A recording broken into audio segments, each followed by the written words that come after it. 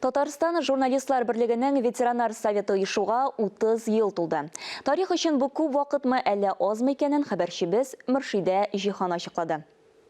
Ветераннар шурасы эшчәнлеге шанлы 90-нчы еллар тәэсирендә барлыкка килгән Татарстан журналистлар берлеге тарихы белән бергә языла башлады. Әлеге оешма ул елларда ветеран журналистларны барлап, очраштырып торудан бигрәк мохтаҗларга ярдәм итү белән шөгыльләнә. Киләләр иде журналистлар, киергә аяк киемем юк, киергә пәлтәм юк, ашарга алырга акчам юк дип. Менә шул чорда Мәдинә Памаликова фонд төзегән иде. Һәм ул бик нык ярдәм итте безнең журналистларга, ветераннарга. Без аяк киемнәре таратадыр иганың белән бергә, шалтыратып чыгадыр кемгә нәрсә килегез дип. Бәрәңгеләр чүпләп, чиләк тутырып таратадыр килеп алалар иде. Менә шул дәрәҗәдә яшәдек. Ул безнең тарихыбыз, аны онытырга ярамый. Бөтен татар Кызыл Ай җәмгыяте дип атала иде ул оешма. Ул оешманы оештырдык без 96-нчы елны.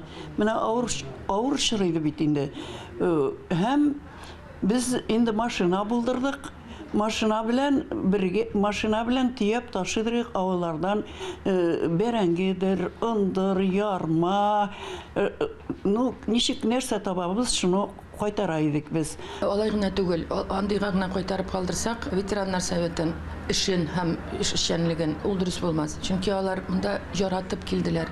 Аларның монда өйләре иде, аларның гаиләләре бергә журналистларның бит менә олы яшьтәге журналистларның бигрәк тә ул чорларда ул нык сизелә иде.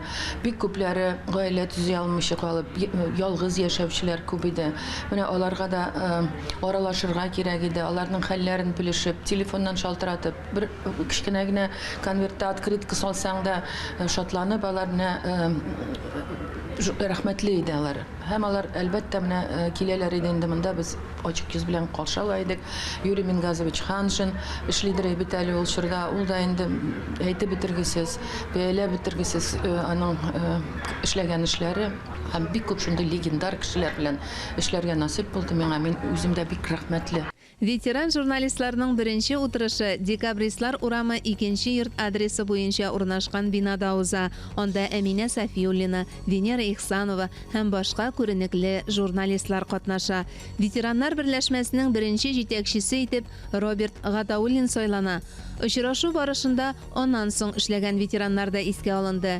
2013 елдан журналистика ветераннары советын Люция Фаршатова җитәкли. Олабуга да бардык, без Болгарга да бардык, без Биләргә дә бардык, без Тукай Кырлайга да бардык, без Свияжскига да бардык, ветераннар белән автобуслар белән. Һәм алар шул кадәр күңелләре була иде шушы очрашуларга. Аннары менә шушы елга 2 мәртәбә булган очрашуларга һәм без һәр бәйрәмдә шушы бинада җыелышып чәй эчә идек.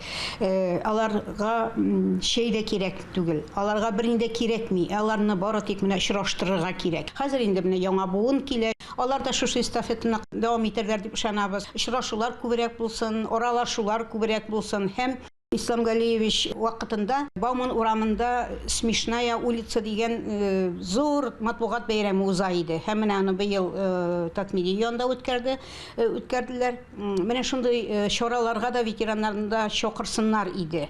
Аларга берни дә кирәкми, аларга бары тик очрашу гына кирәк. Һәм аларга аралашу кирәк. Шушы аларга җитми. Һәм аннары тагын бер теләгем бар. Телевидениегә да ветераннарны чакырсыннар иде. Исемнәре булган әйтер сүзләре шул кадәр күп яшьләргә. Хәзер илгәрләрнең эшен Ралия Фәтхетдинова дәвам итә. Аның җитәкчелегендә ветераннар шурасы оешу юбилее белән бергә өлкәннәрне хөрмәтләү көненә багышлап буыннар чылбыры өзелми дигән чара узды. Татарстан журналистлар берлеге рәисе Ишат Аминов ветераннарны котлады. Бүген бында җыелдылар легендалар дип әйтәм, чөнки алар барысы да безнең журналистикага зур өлеш керткән кешеләр. Алар ул чакта эшләгән, ул чакта сүзнең бәясе икенчерәк, хәзерге бәягә караганда ул чакта бит инде авыррак эшләргә һәм аның даны да күбрәк. Шуңа күрә без алардан өйрәнәбез. Кайбер кешеләр бездән дә өйрәнәләр дип ышанам. Шуңа күрә менә бу традицияне саклыйбыз. Татарстан журналистлар берлеге рәисе Илшат Аминов яшь коллегаларына да Россия журналистлар берлегенә керү турындагы таныклыклар тапшырды. Шулай ук танылган тәҗрибәле журналист Любовь Агеева да бүләкләнде. Гомумән, ул көнне ветераннарга рухи да, матди да бүләкләр күп булды. Өлкән яшьтәгеләр өчен шушындый чаралар һәм гомумән үзләренә карата кичкенә генә игътибар да бик кадерле. Мөршидә Җиһан, Таһир Хәсәнов, Татарстан яңалыклары.